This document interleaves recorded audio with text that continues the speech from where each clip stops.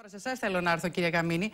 Εσείς ήρθατε πρώτος, αλλά με μικρότερο ποσοστό από ό,τι είχατε κατακτήσει, είχατε αποσπάσει το 2010, όταν ήσασταν σχετικά άγνωστος, δεν είχατε κομματικούς μηχανισμούς να σας υποστηρίζουν και βεβαίως δεν είχατε και εμπειρία στα αυτοδιοικητικά. Τώρα, η ψήφη που χάσατε δεν σημαίνει ότι ο κόσμος απογοητεύτηκε από εσάς, από τη δημαρχία σας? Δεν σημαίνει ότι σας αποδοκίμασε? Αυτό πιστεύω ότι είναι μια πάρα πολύ σχηματική προσέγγιση, κυρία Κούκλη. Άλλωστε, σε αυτή την αναμέτρηση είχαμε πάρα πολύ περισσότερους σχηματισμούς από ό,τι είχαμε στον πρώτο γύρο το 2010. Οπότε ήταν φυσικό να έχουμε μια διασπορά ψήφων. Πέραν αυτού, ωστόσο, τι έκανε ο Δήμος Αθηναίων μέσα σε αυτό το χρονικό διάστημα? Μέσα σε αυτά τα 3,5 χρόνια, που η πόλη ήταν στη πιο δύσκολη καμπή της μετά την γερμανική κατοχή. Εμείς αυτό που κάναμε ήταν αυτό που θα έκανε κάθε λογικός άνθρωπος. Νοικοκυρέψαμε τον Δήμο, μαζέψαμε τα οικονομικά, εξορθολογήσαμε τη δομή του Δήμου, φέραμε 120 εκατομμύρια ευρωπαϊκούς πόρους και δεν θέλω τώρα να αναλύσκομαι σε έργα. Εδώ πέρα αυτή τη στιγμή γίνονται κοσμογονικά έργα στην Αθήνα. Δεν έχουν τελειώσει γιατί φέραμε τους ευρωπαϊκούς πόρους εμείς το 2012 και αρχίσαμε ουσιαστικά το 2013. Όλα αυτά τα έργα θα έχουν τελειώσει το 2015 γιατί είναι έργα ΕΣΠΑ και περηφανεύομαι για αυτό το πράγμα. Και στηρίξαμε επίσης τον κόσμο μέσα στις πιο δύσκολες συνθήκες.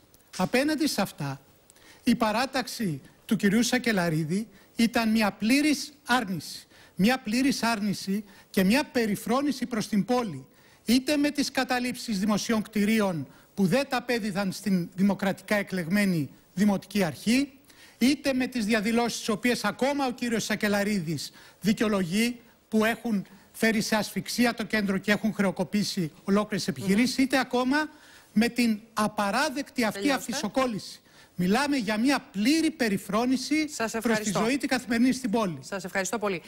Κύριε Καμίνη, αυτό αποκαλείστε ανεξάρτητη υποψηφιότητα. Ωστόσο, η Νέα Δημοκρατία έσπευσε να ανακοινώσει ότι σας στηρίζει επισήμως για το δεύτερο γύρο. Ξέρετε, γιατί να μην αναρωτηθούν οι ψηφοφόροι του κυρίου Σακελαρίδη αν αυτή η στήριξη που σας προσφέρει η Νέα Δημοκρατία δεν κρύβει συμφωνίες κάτω από το τραπέζι, δεν έχει υποχρεώσεις ανταπόδοσης, να το πω έτσι? Κυρία Κούκλη, εγώ όταν ανακοίνωσα την υποψηφιότητά μου το Νοέμβριο, από τότε μεσολάβησαν 18 στηρίξεις από διαφορετικά κόμματα και πολιτικές κινήσεις. Περηφανεύομαι ότι με κανέναν δεν διαπραγματεύτηκα τίποτα, ούτε καν ζήτησα στήριξη. Έρχεται αυτή τη στιγμή η Νέα Δημοκρατία με βάση τη δική της λογική και εκφράζει τη στήριξή της στο πρόσωπό μου.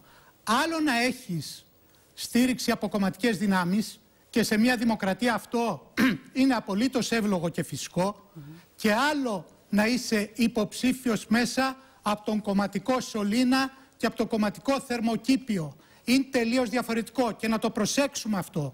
Γιατί αν βγει ο κύριος Σακελαρίδης δήμαρχος, ο ΣΥΡΙΖΑ έρχεται στο Δήμο, έρχεται ένα συγκεκριμένο κόμμα. Τρομάξαμε να αποτινάξουμε τα κομματικά δεσμά από το Δήμο.